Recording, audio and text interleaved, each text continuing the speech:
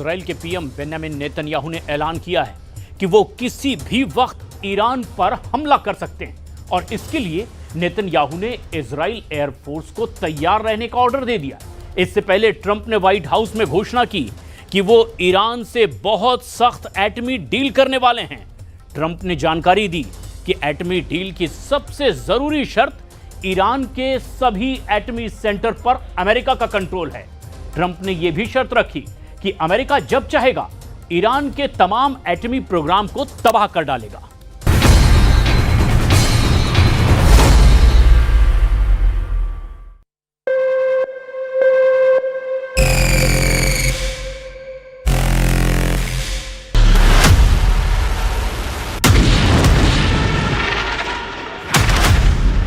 खाड़ी युद्ध को ट्रंप की नई डिमांड वर्ल्ड वॉर बनाने जा रही है।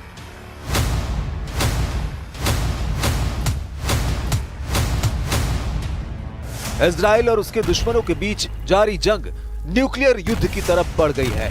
डोनाल्ड ट्रंप ने ईरान से एटमी डील की आखिरी और जरूरी शर्त मानने का प्रेशर बनाया है। वो शर्त ऐसी है जिसे सुन सुप्रीम लीडर अली खामेनेई का खून खौल गया है।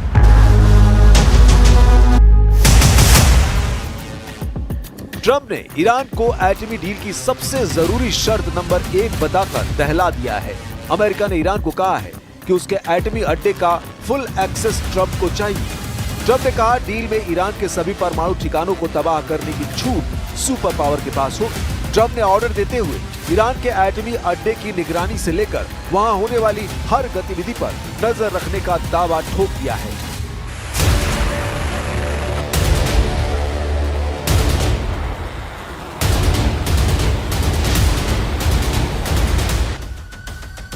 व्हाइट हाउस में ट्रंप जो बोल रहे थे वो शब्द कुछ यूं थे, ईरान से मजबूत एटमी डील होगी, हम जब चाहेंगे उनके एटमी ठिकाने को उड़ा सकते हैं, इसमें किसी जान माल का नुकसान भी नहीं होगा।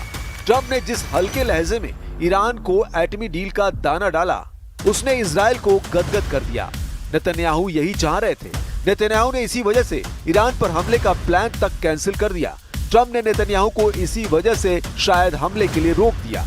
आखिर में नेतन्याहू जो चाह रहे थे ट्रंप ने वही शर्त ईरान पर थोप दी है। सवाल यह है कि क्या ईरान अब ट्रंप से कोई डील करेगा भी या नहीं। जवाब जग जाहिर है, डील होगी तो ईरान की शर्तों पर। ट्रंप के धमकाने से ईरान घुटने टेकने वाला नहीं, मगर ट्रंप जो कह रहे हैं उसे नजरअंदाज करना ईरान के लिए आसान नहीं होगा। I don't trust anybody. So no trust. I want it very strong where we can go in with inspectors, we can take whatever we want, we can blow up whatever we want, but nobody getting killed.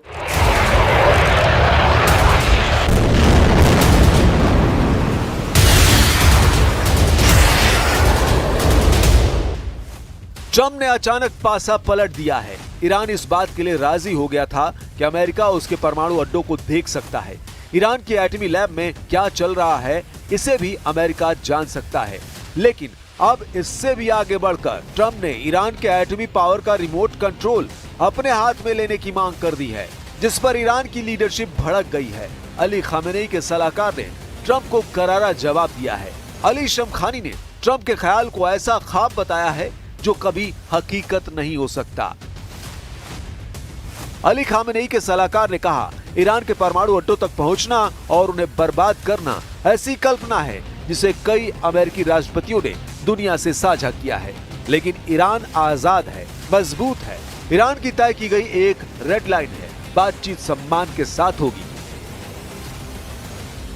Trump की एटमी deal की शर्तों के खुलासे के साथ ये भी जानकारी सामने आई है कि उन्होंने सऊदी अरब से ईरान पर प्रेशर बना रखा है। सऊदी अरब के रक्षा मंत्री प्रिंस खालिद बिन सलमान ने पिछले महीने तेहरान का दौरा किया था, जहां उन्होंने Masoud Pezeshkian, chief of staff Mohammad Bagheri और विदेश मंत्री अब्बास अराक्ची को ट्रंप के प्लान के बारे में बताया था।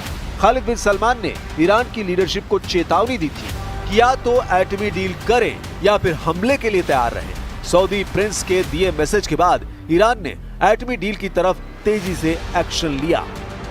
با توجه به برداشت بهتری که الان نسبت به مواضع جمهوری اسلامی وجود داره بتونیم به راهکارهایی برسیم که قابل پیشرفت باشه در مذاکرات ما هنوز در اون مرحله نیستیم ولی ناامید هم نیستیم و من به نظرم امروز به خصوص با توجه به بحث‌هایی که صورت گرفت و راهکارهایی که توسط عمان پیشنهاد شد برای رفع موانع احتمال پیشرفت وجود داره. हालांकि अब ट्रंप की नई शर्त ने सारे समीकरण बदल डाले हैं। ईरान के लिए एटमी डील गले की फांस बनती जा रही है, जिसके चलते ईरान ने इजराइल को झटका देना शुरू कर दिया है। ईरान ने मोसाद एजेंट को सूली पर टांग कर अपने इरादे जाहिर कर दिए हैं। ईरान ने पेड्राम मदनी नाम से मोसाद एजेंट को फांसी पर टांग दिया है। ईरान की कोर्ट ने पेड्राम को मोसाद के लिए जासूसी करने और भारी पैमाने पर भ्रष्टाचार के जुर्म में फांसी दी है। मदनी को 2020 में तेहरान से गिरफ्तार किया गया था। उस पर आरोप था कि वो इजरायली खुफिया एजेंसी मोसाद के लिए काम कर रहा था। मदनी अवैध तरीकों से संपत्ति अर्जित कर रहा था। उसने यूरोप में बिटकॉइन और यूरो के जरिए पैसे का लेन देन किया। जांच में सामने आया कि पेड्राम मदनी अक्सर विदेश जाता था, खासकर जर्मनी। वहीं उसने मोसाद के ट्रेनिंग प्रोग्राम्स में हिस्सा लिया। ट्रेनिंग के बाद मदनी ईरान लौटकर जासूसी नेटवर्क खड़ा करने लगा था। मदनी जैसे कई हाई प्रोफाइल लोगों को मोसाद एजेंट बताकर ईरान चुन चुनकर ठिकाने लगाने का दावा कर रहा है। मोसाद एजेंट के सिलसिलेवार सफाई से भड़का इजराइल ईरान में ऑपरेशन थंडरबोल्ट शुरू करने की तैयारी में है। नेतन्याहू को ऑपरेशन थंडरबोल्ट में अमेरिका का फुल सपोर्ट भी मिलने की गारंटी है।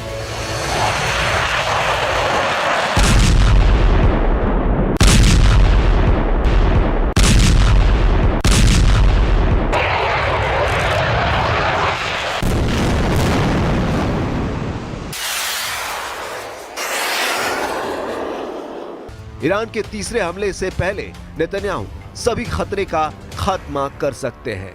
ईरान के नक्शे पर दिखाई दे रहे जिन लोकेशन को इजराइल ने सेट कर लिया है उसे देखते चलिए। ईरान की राजधानी तेहरान से करीब 150 किलोमीटर दूर कौम, तेहरान से करीब 300 किलोमीटर दूर अरक, तेहरान से 316 किलोमीटर दूर नतांज सिटी, तेहरान से करीब 400 किलोमीटर दूर इस्फहान शहर, तेहरान से 500 किलोमीटर दूर अर्दकन शहर, तेहरान से 1000 किलोमीटर दूर बू शहर। इन जगहों को इजराइल ने लॉक कर दिया है। इजराइल अगर अपने प्लान के हिसाब से ईरान पर धावा बोलता है तो पूरा ईरान न्यूक्लियर कचरे का ढेर बन जाएगा, जिससे ऐसी तबाही मचेगी जो कई मुल्कों को बर्बाद कर सकती है। पीएम नेतन्याहू ने इसकी जानकारी दी है कि प्रेसिडेंट ट्रंप और उनकी लगातार बातचीत चल रही है। असल दुश्मन को सबक सिखाने का वक्त आ गया है। ברגע שהוא נבחר, הנשיא טראמפ התגייס למשימה של שחרור החטופים. הוא שוחח איתי בערב ביום רביעי, הוא בירך על ההסכם, והוא הדגיש, בצדק, שהשלב הראשון של ההסכם הוא הפסקת אש זמנית. इजराइल के हर एक्शन का रिमोट भी ट्रंप के हाथ में ही होगा। नेतन्याहू इसलिए ही दुश्मन को घर में घुसकर मारने का ओपन ऐलान कर रहे हैं। אם נצטרך לחזור ללחימה, אנחנו נעשה זאת בדרכים חדשות, ונעשה זאת בעוצמה רבה מאוד. אנחנו שומרים על הזכות לחזור למלחמה, אם צריך, בגיבויה של ארצות הברית. ईरान ने सभी प्रतिबंधों को हवा में उड़ाकर न्यूक्लियर हथियार के कारखाने को एक्टिव रखा है। ईरान के परमाणु हथियारों के गोदाम के तौर पर 5 अड्डों की निशानदेही हो चुकी है, जिसमें सबसे पहला नाम नतांज न्यूक्लियर साइट का है। नतांज में ईरान का सबसे बड़ा यूरेनियम संवर्धन प्रोग्राम चलता है।